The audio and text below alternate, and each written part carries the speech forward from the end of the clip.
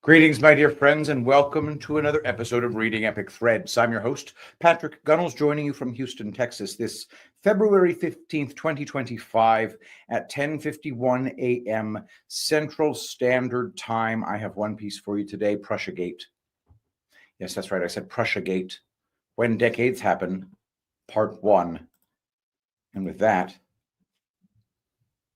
before we begin, don't forget, if you want to support what I do here, get your hands on the very best skincare products in the world. Check out tulipblooms.shop. I have already been accused of using Botox on my forehead. Don't forget, I am pushing 50 years old.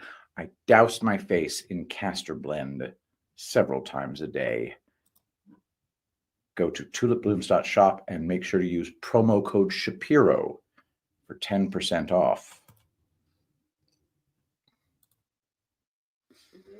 From Prussiagate.substack.com, When Decades Happen, Part 1, by Will Zoll. Preamble. Prussiagate is back for the month of October, while things heat up in America and around the world in the lead up to the most important election in world history. We thought it would be appropriate to provide some historical context for what is transpiring.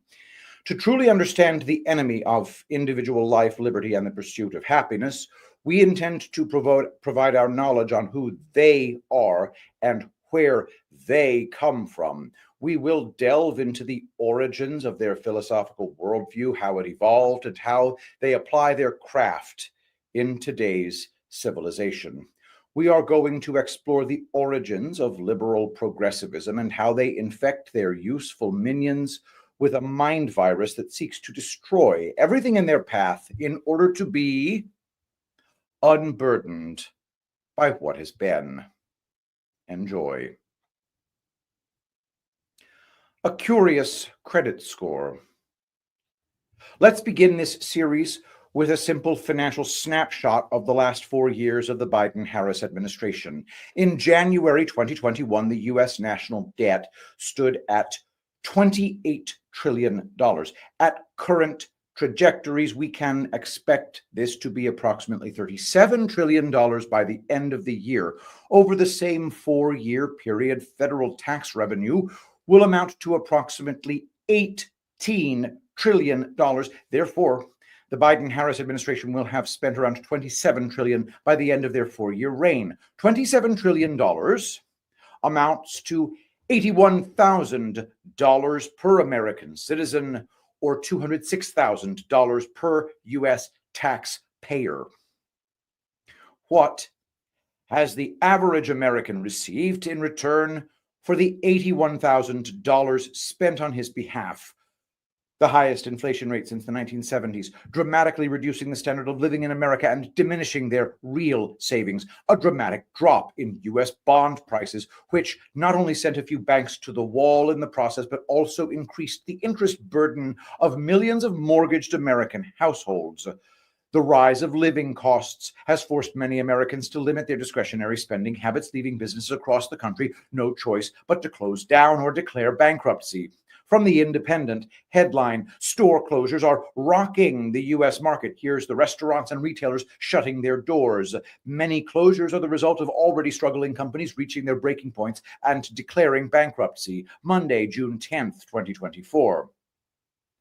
How, exactly, did the Biden-Harris administration spend $27 trillion so poorly? Ironically, the wheels started to fall off with something called the Inflation Reduction Act. From the New York Times. Here's where Biden's climate law is working and where it's falling short. Electric vehicles are booming as expected, a new analysis found, but renewable power isn't growing as quickly as hoped.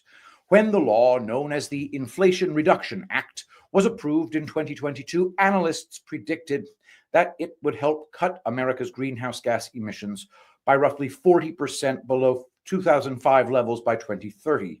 The measure contains hundreds of billions of dollars in tax credits and spending for clean energy technology like wind turbines, solar panels, batteries, electric vehicles, and hydrogen fuels. Recall, in our Not Since 1917 series, the Weimar hyperinflation really kicked off around the same time as the Ruhr occupation, when the French and Belgians annexed the coal-rich German region of the Ruhr. An energy shortage immediately hit Germany. As the price of energy rose, everything else rose with it, because energy is the core input for modern industrialized economies.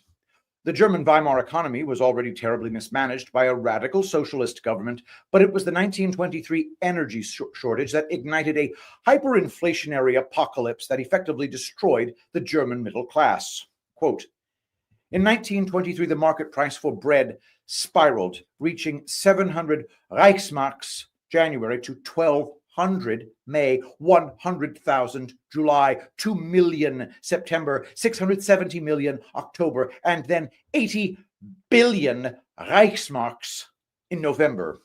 Eggs followed a similar pattern. 1 dozen eggs cost half a Reichsmark in 1918 and 3 Reichsmarks in 1921. In 1923, the market price increased to 500 January, then 30 million September, and 4 billion Reichsmarks October.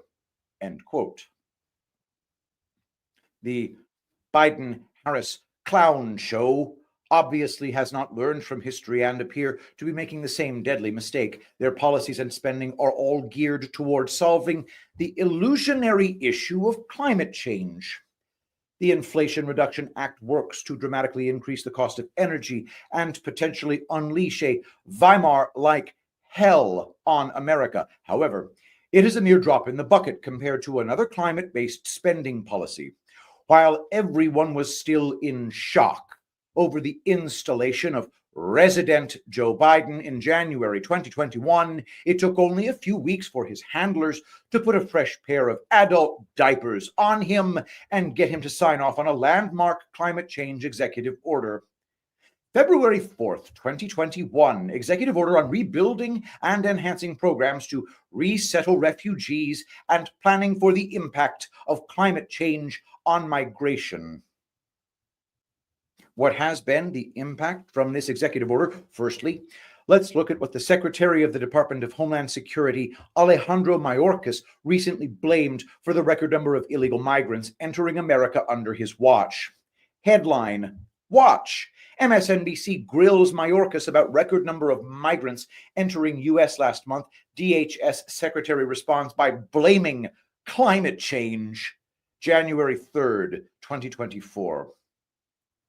Biden's Executive Order 14013 provided the perfect screen for Mayorkas to deflect the question of uncontrolled migration and simply blame climate change. However, the executive order was not an original work. It was created so that the United States could bend the knee and submit to the United Nations demands.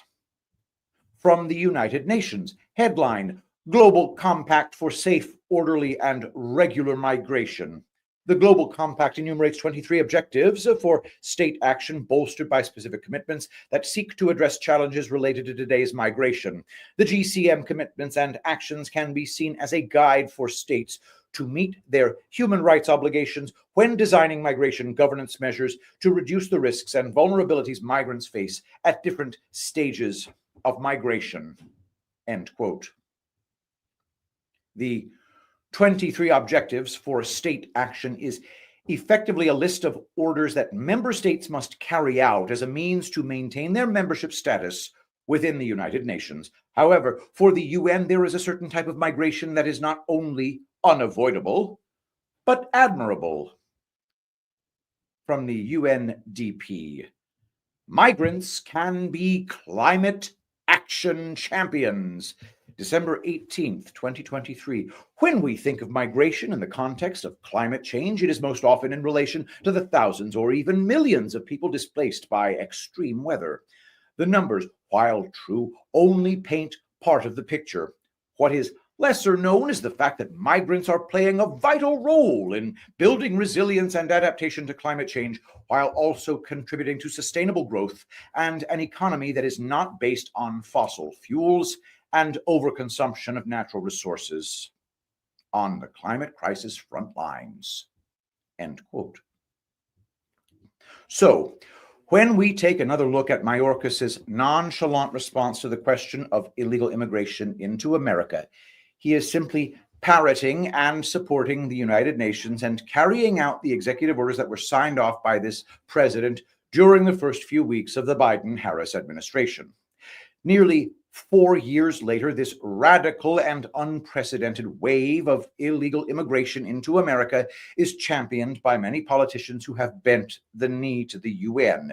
In particular, California. Headline: Undocumented immigrants could get interest-free home loans under California bill. A new California bill could open up home ownership opportunities for undocumented immigrants. End quote.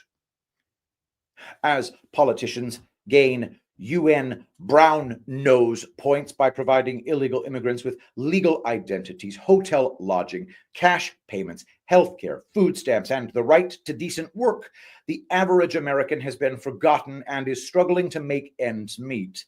From the New York Post, headline: Job gains are going to immigrants and keeping young US-born men out of the workforce. End quote. The $27 trillion spent over the last few years, apart from the enormous non-discretionary items, can be summed up as follows. A few $100 billion for Zelensky and his war in Ukraine, and a few billion for wars in the Middle East, setting the stage toward World War III. The Inflation Reduction Act, which increases the baseline cost of energy and forces the price of everything up in the process. Climate-based UN-directed immigration, complete with food, lodging, and all the trimmings. Put simply, the Biden-Harris administration has used funds from the American taxpayer to outbid the average citizen on food, rent, and health care. They have also worked diligently to create policies that provide migrants with jobs over and above Americans. That is quite the financial snapshot, especially when one considers it cost each American approximately $81,000 to be in the position they now face. Think global, think lockstep. One would be remiss to believe this is only an American problem. Every Western nation on the planet is facing the same issue. From Ireland to Australia, governments are drowning themselves in debt to accommodate hundreds of millions of migrants. Combined with the rapid decommissioning of fossil fuel-based power plants, this is forcing prices up for everything around the world and rapidly diminishing the Western middle class in the process. This, in turn, is causing civil unrest and sparking protests by residents who are watching their society and living standards collapse. Perhaps the most interesting aspect to the protests is the swift justice doled out by authorities to those they deem xenophobic and promoting hate speech online. From France 24, UK Prime Minister Starmer promises swift criminal sanctions after more anti-immigrant violence. UK Prime Minister Keir Starmer met with ministers and police chiefs on Monday in an emergency meeting aimed at finding a way to quell the unrest that has swept across various English cities this past week. Vowing to impose swift criminal sanctions, he said a standing army would be deployed to support local riot forces. The anti-immigration protests first broke out in Southport, where 3 young girls were killed in a knife attack after false rumors spread that the perpetrator was an asylum seeker. Issued on May 8th, 2024, end quote. Considering that Western nations were founded on the principles of national sovereignty and freedom of speech, how is it possible that their governments are operating in lockstep to ban free speech and destroy national sovereignty through open borders? The key piece to this puzzle is in the UN's Global Compact for Safe, Orderly, and Regular Migration. Due to climate change, illegal migrants now must have a legal identity, and any speech deemed hateful or xenophobic must be eliminated. Member nations, according to the UN, must adhere to these principles because they are bound by international law. In other words, governments no longer follow their own sovereign laws. They are taking orders from the UN's interpretation of international law. Politicians like Herr Starmer, police, and judges are now working on behalf of the UN, not their citizens. However, the Climate Change Illegal Immigrant Champions program is not the only scheme that has been globally deployed in lockstep over the past 4 years. Here is a brief overview. In early 2020, the original outbreak of the China virus was declared not an emergency, and everyone who blamed China for the virus was declared a racist. By March 2020, the WHO declared the exact opposite, and the planet was placed in an emergency 2-week lockdown to, quote, flatten the curve. DNA-altering injectables were hurriedly developed and approved throughout the world. Vaccine mandates became the de rigueur, especially in developed Western nations. Many took the shots to keep their jobs, go on holidays, or to get into a pub. By mid-2022, the bulk of the working middle class in the West were injected. International travel was possible only for the vaccinated. But when it came to the huge wave of migration taking place at the same time, migrants did not need to be vaccinated to cross borders. Gender identity and genital mutilation also became a hot topic, and the 2S LGBTQI+ community were adorned with exclusive new rights and privileges. Genital mutilation of children without parental consent has become the new battleground, attempting to be normalized. Euthanasia programs are being made legal, with Canada's MAID program leading the way by trying to legalize assisted suicide for teenagers. This is just a brief overview of how Western governments around the world have circumvented their traditional customs, cultures, and legal frameworks to hurriedly implement radical new schemes. However, all of these new policies and programs originate from the same source, the United Nations and their subsidiaries, e.g., WHO and UNESCO. Citizens and their sovereign rights have now become hindrances to global governance. Politicians are working overtime to bypass their constitutions, crush resistance, and thwart the free exchange of ideas. They now operate in lockstep with their global counterparts to implement the will of the United Nations. How has the world found itself in this situation? A Prussian tale.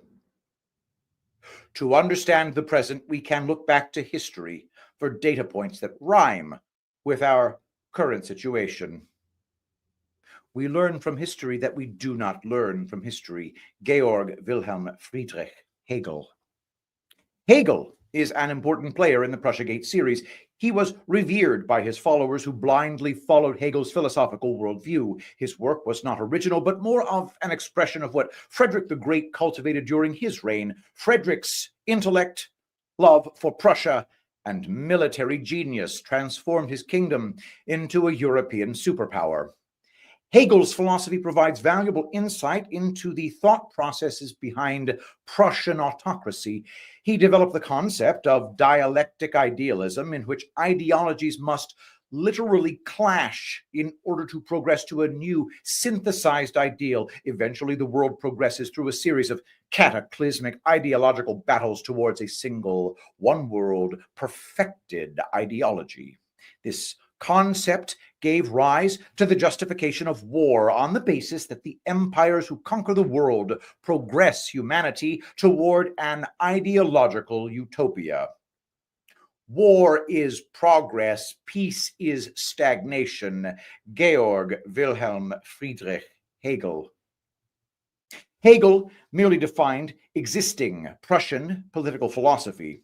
The idea originated from Frederick the Great. Voltaire once mused that Prussia was not a nation, but rather an army that controls nations. Gabriel Richetti quipped that war is the national industry of Prussia. Napoleon believed that Prussia was hatched from a cannonball. Voltaire and Gabriel Richetti knew Frederick personally, while Napoleon studied Frederick's military mentor incessantly. Frederick was not just a military genius devoted to Prussia, he was also an avid disciple of the Age of Enlightenment. Dare to know, have the courage to use your own intelligence, said Immanuel Kant. Frederick studied history and embraced the ideas of the ancient philosophers, particularly Plato. Plato's The Republic appeared to have grabbed Frederick's attention, especially the idea of a nation-state ruled by an autocratic noble elite who knew what was best for the people. Frederick combined the ideas of enlightenment with Plato's Republic to create a new form of governance. The Age of Enlightenment enlightened despots in the absolutist era. The 18th and early 19th centuries were an era when politics were gripped by monarchs. Many non-democratic enlightened despots romanticized liberal democratic philosophy, often weaponizing it to hold power. May 10th, 2021, by Alexander Stenjovsky, BA in History and Political Theory with pre- and post-Christian ideology. As a self-professed student of the Enlightenment, Frederick believed he knew what was best for his kingdom. He built museums, concert halls, and libraries throughout his land so that his subjects could also become enlightened. By doing so, Frederick believed a new social contract was formed by adorning his subjects with enlightenment. He could declare his right to absolute rule. He wasted no time implementing his version of enlightened despotism. Apart from the public buildings, he developed the most elaborate espionage network throughout Europe. He established a Prussian central bank to monopolize the currency used in Prussia. He bestowed privileges on Jewish bankers who were able to facilitate the trade of his Prussian currency throughout Europe, and also employed those bankers as spies. He created a command economy where he would decide what goods and services could be imported or exported from Prussia. Most importantly, he streamlined Prussia's permanent standing army into a military machine that operated in lockstep at all times. Frederick considered himself the quintessential liberal, and that if he managed to enlighten his citizens, Prussia would progress to become a superior state to anything else in the world. Hence, Frederick was one of the world's first liberal progressives. His newly enlightened liberal progressive kingdom was not easy to control. It required a vast bureaucracy to ensure everything in the kingdom was progressing as expected. Anything that threatened Prussian progress would be viewed as an act of war. War is politics by other means. Karl von Clausewitz. Frederick's version of liberalism was a centralized, autocratic, top-down structure of government where he sat as the absolute ruler. Life, liberty, and the pursuit of happiness was not an individual's concern. Citizens only needed to serve their king, for he knew best how to collectively manage individuals. After all, he was enlightened. Any state that threatened his order would be targeted for elimination. More importantly, any idea that threatened his version of enlightened despotism had to be proven to be inferior and stamped out into the ashes of history. This clash of ideas served as the basis for Hegel's hypothesis of dialectic idealism. Interestingly, the Enlightenment also fomented the American Revolution and its subsequent constitutional republic that created a nation based on the complete opposite ideology. While enlightened despotism centralized power in the hands of an absolute ruler, America decentralized power to create a government of the people, by the people, for the people. Any citizen could become president so long as they pledged an oath to uphold and defend the Constitution. For America, freedom was the crucial element for its sovereign citizens to practice life, liberty, and the pursuit of happiness. Hegel could not have disagreed more. If you want to love, you must serve. If you want freedom, you must die. Georg Wilhelm Friedrich Hegel. We must thank Hegel for letting the proverbial Prussian cat out of the bag. His philosophical musings provide a window into the thought process behind the Prussian machine. It highlights the motivation for Prussia's constant state of war, as well as the need for the nation to be at the top of the military, cultural, and ideological pile. Dialectical idealism, later to become known as the Hegelian dialectic, ensured that if Prussian culture was not superior to a rival state, then that rival state would become the new superior culture. However, the opposite was also true. Therefore, Frederick believed if the liberalism of the Enlightenment could be shoved down the throat of Prussian society, the kingdom would always have a morally and intellectually superior culture. Simultaneously, Frederick's war machine could be mobilized to destroy rival states, while his espionage network could be used to destroy nations slowly over time from within. That was the essence of Frederick's liberal progressivism. With all this in mind, let's take a look at some of the Prussian milestones which have changed the course of history and the way we live today. The modern PhD. Started at the University of Berlin, this certificate verified a person's knowledge and therefore their intellectual superiority among their peers. Hegel was one of the first to oversee the university, and many from around the world traveled to hear him lecture about dialectic idealism. German secret societies permeated universities throughout the world, the most famous being Skull and Bones at Yale. Interestingly, Yale began issuing the PhD in 1861. The combination of elite academic status and a selective process into secret fraternities served as the basis of capturing the future elite of America and beyond. State-mandated public education, whereby a corps of teachers operate in lockstep, teaching children the virtue of the state over and above their own familial ties. Quote, in 1809, Humboldt was a senior public servant within the Prussian government who was responsible for public education. In 1810, he founded the University of Berlin, which pioneered an educational model later named the Humboldt's Ideal. The ideal was built on Enlightenment principles. Over 200 years since the University of Berlin, now the Humboldt University of Berlin, awarded the first PhD. You can now study one in most countries across the globe. End quote. This was how Prussia fought on the ideological battleground. If their ideas and philosophy could permeate to the top of international academia, the battle was already half won. We do not have to detail the successes of the Prussian military. It was one of the most successful armies in history. Frederick's campaigns are renowned. The lightning destruction of Denmark, Austria, and France led to the Second German Reich and the Prussian king as emperor. While they were defeated by Napoleon in World War I and World War II, they were vastly outnumbered and, as we shall see, always managed to turn a defeat into a long-term victory. Perhaps the most important contribution to the modern world are the ideas that were hatched in Prussia and remain with us today. Hegel's dialectic, Uranianism, transgender or third gender, Marxism, fascism, Nazism, and radical Islam. Prussia was also the origin of the modern welfare state, and the central bank created by Frederick became the model for central banking around the world. As Prussiagate has already detailed, the U.S. Federal Reserve is based off the German central bank.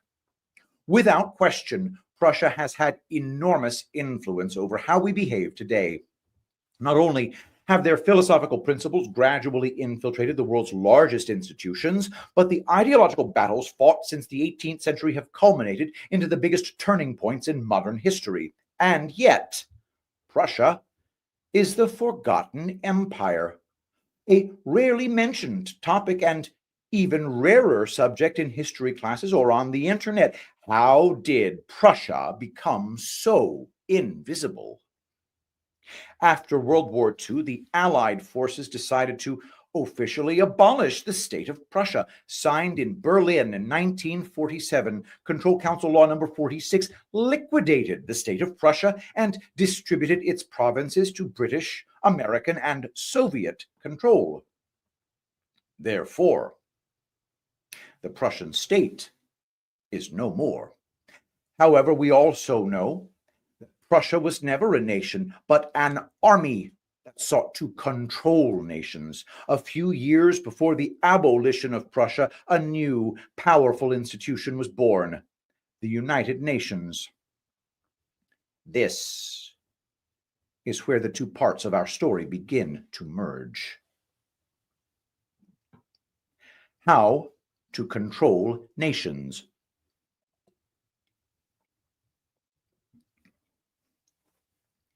As we have tirelessly mused, the hypothesis of Prussiagate is that while the state of Prussia disappeared, the men who sought to control nations did not. Therefore, the cult of Prussia continued after World War II, operating in the shadows, invisible. Instead of a nation, they transferred power and capital into a myriad of globalist corporations and central banks around the world. These corporate executives and bankers operated in lockstep after World War II by convening annually and colluding at globalist conferences such as the Bilderberg, Bohemian Grove, and the World Economic Forum. Headline from the World Economic Forum: World Economic Forum and UN sign strategic partnership framework. The partnership identifies 6 areas of focus: financing the 2030 Agenda, climate change, health, digital cooperation, gender equality, and empowerment of women, education and skills, to strengthen and broaden their combined impact by building on existing and new collaborations. The United Nations serves as the final key to unlocking the horrible, invisible enemy that seeks not only to control nations, but to control the entire world. In the first part of this article, we presented how political leaders of sovereign nations have kowtowed to the UN. They claim that international law supersedes their domestic laws and policies must be implemented to accommodate the UN's globalist demands. Many of these politicians later enter the revolving door to join the UN or the Reichswehr, World Economic Forum. Here's how tomorrow's leaders will improve the world. Notable members include Prime Ministers Jacinda Ardern and Sana Marin, President Carlos Alvarado Quesada of Costa Rica, actor Yao Chen, lawyer Amal Clooney, and filmmaker Wanuri Kaihu. The partnership between the Reichswehr and the UN is powerful. Central banks manipulate the supply of credit to allow corporations to maximize their operations in various regions. By doing so, these corporations are able to monopolize and control regional supply chains and resources. The United Nations lays out the globalist agenda and, in turn, writes the policies that provide a blueprint for politicians of sovereign nations to follow. The voting citizens be damned. In addition, the army of Reichswehr corporations also use these blueprints to implement policies within their own organizations. Employees who do not conform are terminated. Clients who do not conform have their contracts dissolved. And users of their platforms who do not conform are canceled. The policies of the UN are adhered to based on international law. Therefore, for every nation that kowtows to the UN, their sovereign laws are no longer relevant. The UN has become their new master.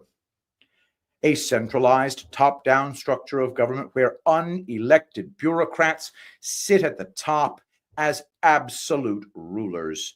The UN believe they are morally and intellectually superior as they convene panels of PhD certified experts on every topic, from climate change, transgenderism, illegal migration, pandemics, and mandated DNA altering injectables. They are uber liberal progressive and believe if the world bends to their will, we will march together in lockstep toward utopia. If the United Nations and World Economic Forum are indeed partners, the old Prussian goal of an army controlling nations around the world is hidden in plain sight. Trust the UN.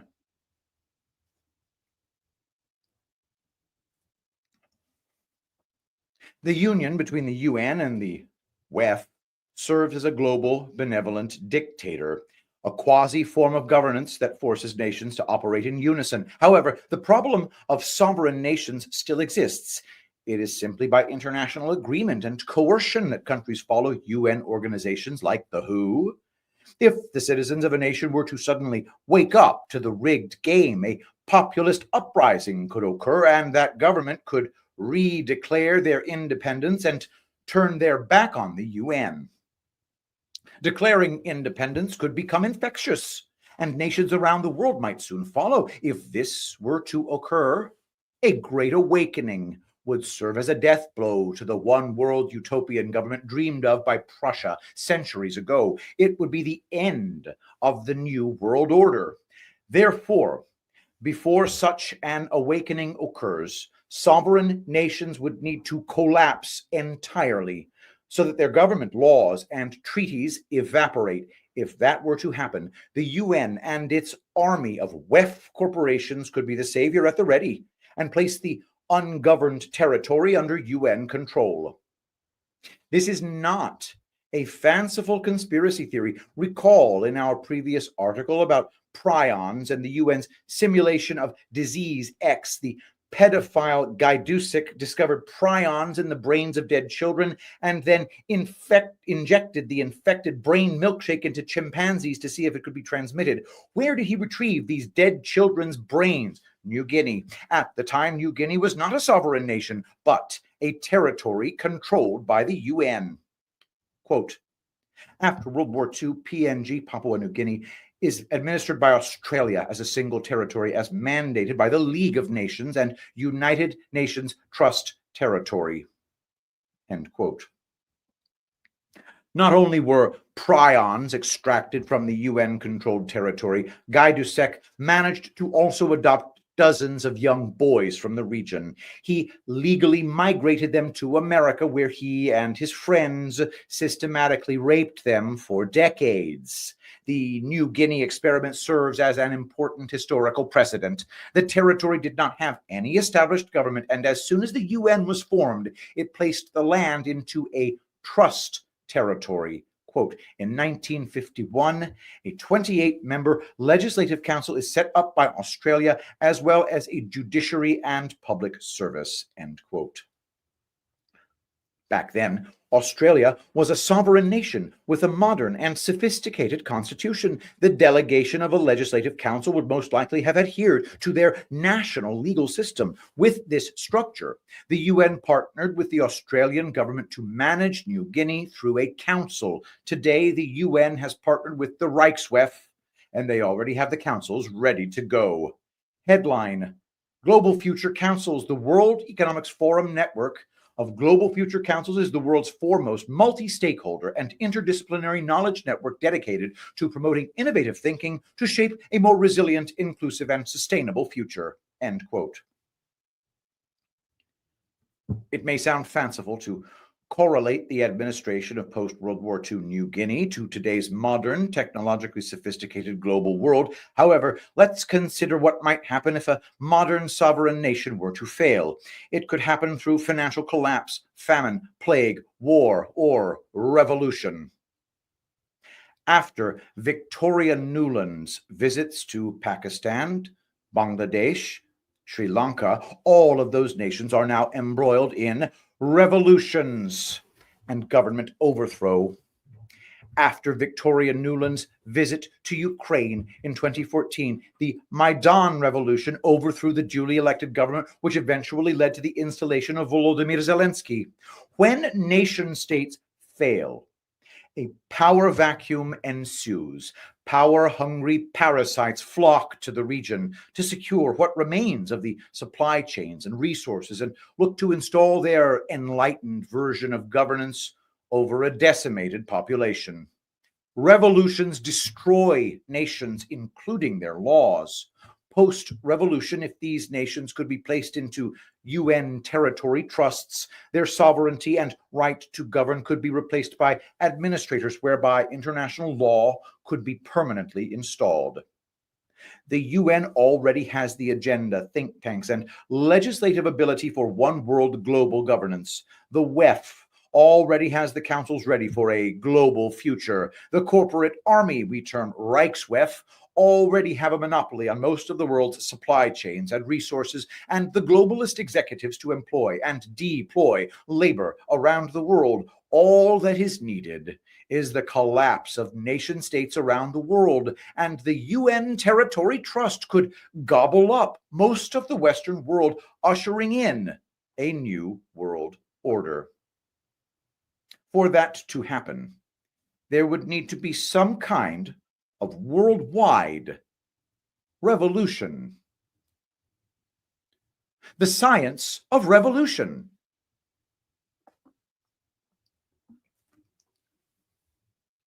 One of the greatest achievements during the Age of Enlightenment was the enormous leap in scientific discovery.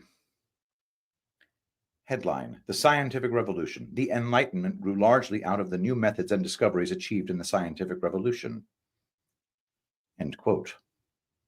Observation, hypothesis, experimentation, and conclusion. These words are well known in high school classrooms today, but it was a revolutionary concept a few centuries ago and transformed the modern world into the scientific industrial civilization we all enjoy today.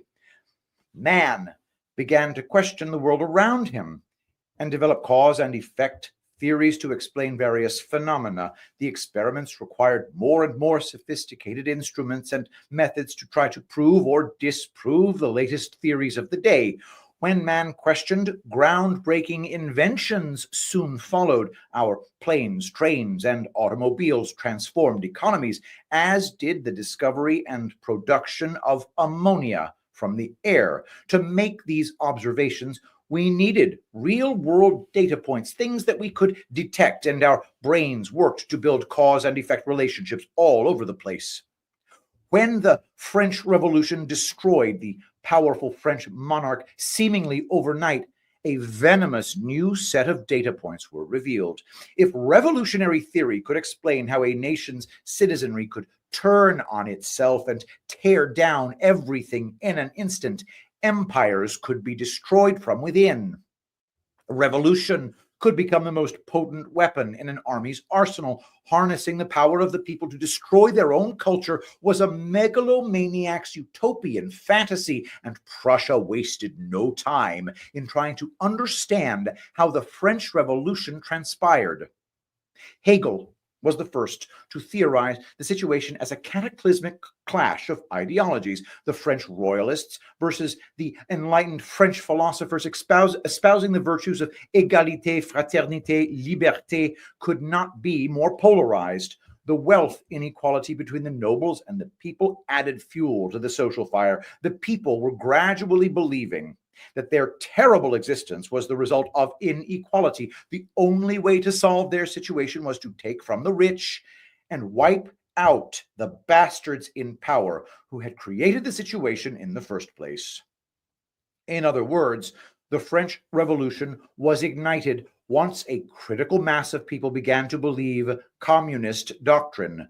When the rage spread like a mind virus throughout the land, many believed the only way forward was to overthrow the government and march in lockstep toward a new, equal, socialist utopia. Decades after Hegel, Karl Marx explored the nature of the dialectic as it pertains to revolution. In 1848, he published the Communist Manifesto, and it sparked revolutions across Europe. France, predictably, collapsed again. Today, we coined the term woke mind virus. However, it is simply a derivation of Karl Marx's theories on communist revolution and how to instigate them. Marx waffled on about dialectical materialism, but what he was really referring to was the ability to transform the normal human mind into a radicalized communist in order to tear everything down and start again. The woke mind virus is simply a precondition to the revolution known as Marxism. Contrary to what many believe, Marxism is not a political ideology. It does not have a solution, and it does not seek a desired end state. It is a verb. a collective human action that works to destroy a nation from within until there is nothing left. No government, no laws, no culture, no history, no sovereign. When the revolution eventually burns everything down, the people are no longer burdened by what has been. There have been many revolutions since the French experiment and 1848, Lenin and the Russian Revolution of 1917, the German Revolution of 1918, Mao and the birth of the Chinese Communist Party, Castro, Pol Pot, and many more. To borrow another phrase from Kamala, if we look through the passage of time, we can see that each revolution becomes more sophisticated. Similar to the evolution of any weapon, the power of Marxist-based revolutions improves with the passage of time. Today, the woke mind virus is exceptionally powerful, and it is being deployed all over the world at a level never seen before. We have not yet seen the full brunt of the revolution brewing throughout the Western world, but like a farm animal, Western nations are being fattened up. Never before have so many aspects of various revolutions in history lined up simultaneously and with seemingly clear and reckless intent. However, when the match is lit, history will move at warp speed. There are decades when nothing happens, and there are weeks when decades happen. Vladimir Ilyich Lenin. We are entering a period when decades happen. If nation states are going to fall to Marxist-style revolutions, they will be without governance, laws, or sovereignty, like Papua New Guinea after World War II. The UN will be there to guide them into their mandated territory trusts, and the World Economic Forum will be at the ready to administrate the daylights out of us when decades happen. The primary driver of the Enlightenment was for man to observe the world around him, for him to question and to dare to think. Today, around the world, we have two-tiered justice systems, the weaponization of justice, rampant inflation, crime, and a flood of migration that has never been seen before. The globalist media apparatus nonchalantly describe these events as the result of climate change, and our politicians have vowed to eliminate xenophobia and hate speech. If we question what the actual F is going on here, we arrive at a rather uncomfortable hypothesis that we are on the verge of a globally coordinated Marxist revolution orchestrated by the UN and administrated by member corporations of the Reichswehr. The woke mind virus has already infected large swaths of Western civilization, and if we do not pay attention to what is happening, humanity will surely once again learn from history that which has not been learned from history.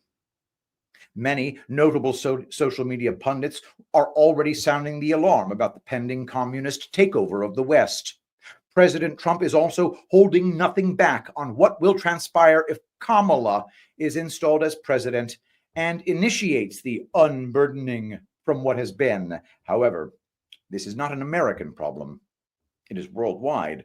Marxism, the verb, is already underway in Europe, Australia, Canada, Brazil, and in many other places. We will attempt to contribute to the awakening from this nightmare in a slightly different way.